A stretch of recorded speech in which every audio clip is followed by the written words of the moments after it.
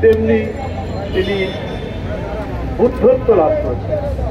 বুদ্ধত্ব লাভ মানে তিনি জ্ঞান লাভ করেছেন, অতীন্দ্রিয় যে জ্ঞান, সেই জ্ঞান লাভ করেছিলেন।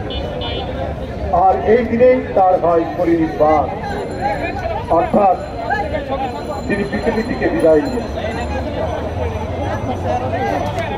এই দিনটি যেমন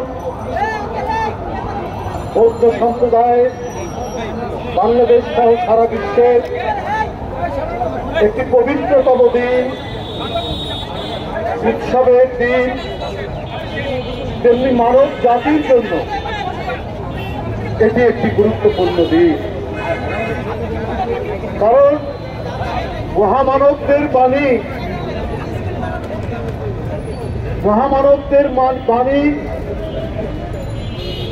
কোন ধর্ম সম্প্রদায়ের জন্য এককভাবে নয়।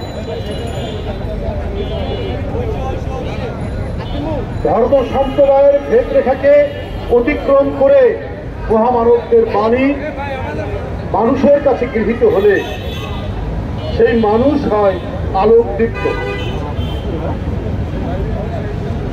এবং তাদের বাণী কালের যে সীমা, যে লিমিট, সেটাকে অতিক্রম করে যুগে যুগে মানুষকে উদ্দীপ্ত করে, মানুষকে আলোকিত করে। এবং পৃথিবীতে মহামানবরা ওই বাণী দিয়েছেন যা একেবারেই সাধারণ মানুষকে উদ্দীপ্ত করে। তারা কোনো ভদ্রলোকের জন্য, এলিট শ্রেণীর জন্য বাণী দেননি, গোটা মানব সম্প্রদায়ের জন্য দিয়েছেন। যেমন আমাদের ধর্মের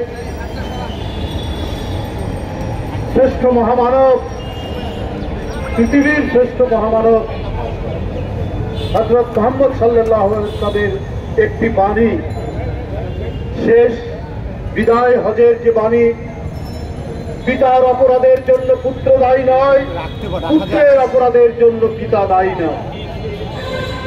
এই অমর বাণী কাল অতিক্রম করে আজও সত্য নয়, আজও সত্য। তেমনি মহামতি বুদ্ধ বলেছে তার যে মহামূল্যবান বাণী, অহিংসা, ন্যায় ও সাম্যনীতি, এইটা নিয়ে তোমরা পথ চলো।